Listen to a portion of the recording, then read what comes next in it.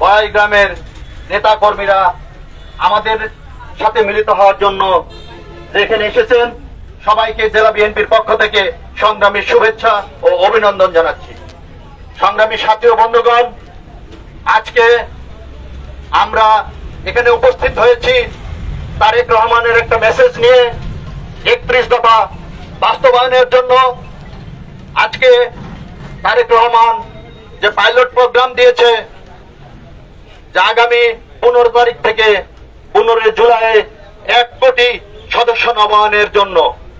আপনাদেরকে মনে রাখতে হবে, এই নবায়ন বা সদস্য সংগ্রহ কোন ফ্যাসিস্ট, কোন আওয়ামী লীগের দোসর যারা কোনদিনই বিএনপির পক্ষে ছিল না, তারা যেন কোনো ক্রমেই ঢুকতে না পারে।